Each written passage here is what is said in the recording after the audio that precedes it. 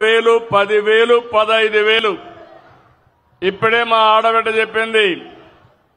ఆవిడ ఒక auto driver, ఆవిడికి 15,000 వచ్చింది. పిల్లలు 2 చదువుకుంటున్నారు, 30,000 అకౌంట్లో వచ్చింది. తండ్రి నేరుగా కావలిలో ఉంటే ఆటో ఇంట్లో పెట్టి కావలికి 10 రోజులకు 15 రోజులకు వాళ్ళ తల్లిదండ్రులు చూడడానికి పోతా ఉంది. ఎప్పుడు పోయావమ్మా అని అడిగానంత మునుపు, సార్ పండగలప్పుడు పోయేవాడిని, ఇప్పుడు మీరు ఇది పెట్టారు నేరుగా వెళ్ళిపోతున్నానంటే నీ ఆటోలో వెళ్ళలేదంటే దూరం కదా సార్, మీరు బస్సులో పెట్టారు కాబట్టి బస్సు ఎక్కి రోడ్లు బాగున్నాయి, నేరుగా పోయి చూసి వస్తున్నానని చెప్పే పరిస్థితికి వచ్చింది. అంటే మీరు గుర్తుపెట్టుకోవాల్సింది, ఒకప్పుడు ఈరోజు ఇంకొక విషయం గుర్తుపెట్టుకోవాలి.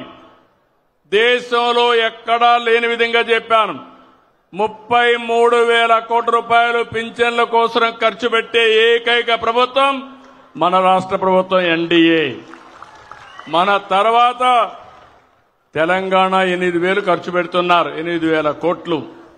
అంటే ఈరోజు సంక్షేమం అంటే ఏ విధంగా చేస్తున్నామో మీరే చూశారు.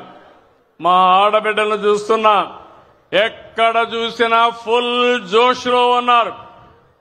ఎక్కడికి కావాలంటే మగవాళ్ళని అడిగే పని లేదు.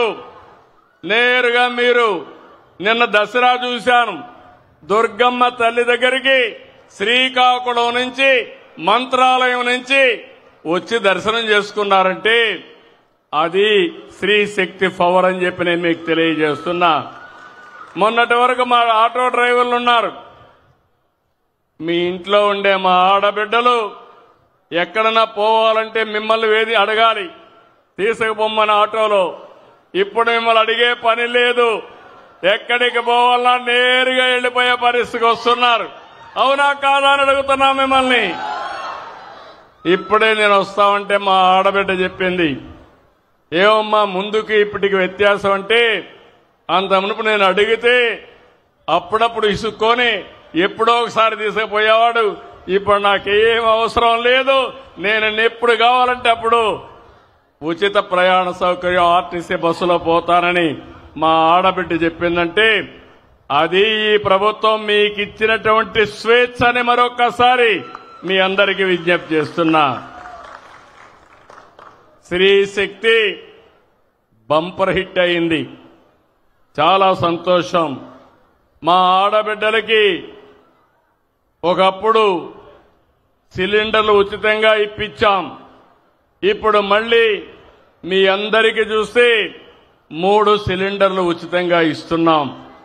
ఇవన్నీ కూడా మీరు ఒక్కసారి గుర్తుపెట్టుకున్నప్పుడు నేను ఒక్క సెక్షనే కాదు, ఈరోజు ఇక్కడుండే ఆర్టీసీ డ్రైవర్లలో 15,000 ఇచ్చాం. కేటగిరీ కూడా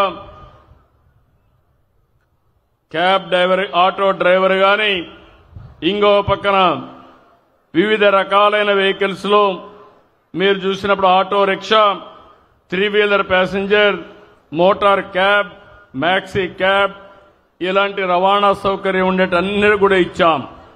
ఇందులో మీరు చూసినప్పుడు 2,90,669 మందికి ఆన్లైన్లో డబ్బులు పడ్డాయి. ఏ ఒక్కరికి రాకపోయినా మీరు రిపోర్ట్ చేయండి, మీకు నెంబర్ ఇచ్చాం, ప్రతి ఒక్కరికి డబ్బులు వేసే బాధ్యత మాదని మరొక్కసారి మీ అందరికీ హామీ ఇస్తున్నా. ఇదే కాకుండా ఆటో డ్రైవర్ అంటే చాలా మంది పేదవాళ్ళు ఎక్కువగా ఉన్నారు. అలాంటి ఆటో డ్రైవర్లందరికీ ఇది వర్తిస్తుందని చెప్పి కూడా నేను మీకు తెలియజేస్తున్నా. ఇవి కాకుండా ఇంకొక పక్కన మీరు చూస్తే ఈరోజు రోడ్లన్నీ బాగుపడ్డాయి. ఇప్పుడే నేను మంచి అవకాశం, ఆటో డ్రైవర్ ఫ్యామిలీతో ట్రావెల్ చేశాను, ఆ కుటుంబ వివరాలన్నీ కనుక్కున్నాను. ఈరోజు ప్రతి ఒక్కరికి ఒక ఆశలున్నాయి. నేను ప్రయాణించిన ఆటో డ్రైవర్ అయితే వాళ్ళ నాన్న కూడా డ్రైవర్, కాబట్టి ఈయన కూడా డ్రైవర్ అయ్యే పరిస్థితికి వచ్చాడు. కానీ ఆ 2 పిల్లల్ని ఆలోచించాడు, 2 కొడుకులున్నారు, 2 గురించి ఆలోచించాడు. నేను పడిన కష్టం నా పిల్లలు పడకూడదని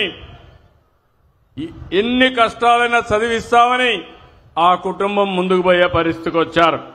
వాళ్ళని ఒకసారి ఇక్కడికి రమ్మంటున్నా, ఒక ఆదర్శం ఈ కుటుంబం. రండి, ఇక్కడ అందరూ నలుగురు రండి.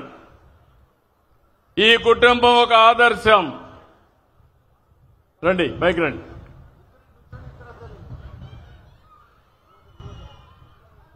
ఈ కుటుంబం తమ్ముళ్ళు కూర్చోండి అమ్మా, ఒక్క నిమిషం మీరు అటు కూర్చోవాలి, వెనకాల కనపడాలి. వీళ్ళని చూస్తే నీ పేరు అఫ్సర్ ఖాన్ చూస్తే ఈరోజు ఆయన భార్య ఆయన కష్టపడి ఇద్దరి పిల్లల్ని బ్రహ్మాండంగా చదివిస్తున్నారు. ఒక పక్క పెద్ద కొడుకైతే మొన్ననే ఇంజనీరింగ్ చదువుతున్నాడు, ఎలక్ట్రికల్ ఇంజనీరింగ్ ఆయన చదువుకునే పరిస్థితికి వచ్చాడు. ఇంకో పక్క చిన్న బాబు అయితే ఇంటర్మీడియట్ చదువుతున్నాడు. 10th క్లాస్లో స్టేట్ లో 4వ ర్యాంక్ వచ్చిన అభ్యర్థి ఈ చిన్నబాబు. ఒక ఆటో డ్రైవర్ కుటుంబం, ఒక స్ఫూర్తిదాయకమైన కుటుంబం. ఈ ఆడబిడ్డ అయితే ఇంట్లో ఉన్నప్పుడు భర్తకు చేదోడుగా ఉండాలని కుట్టు మిషన్ ఇవన్నీ పెట్టి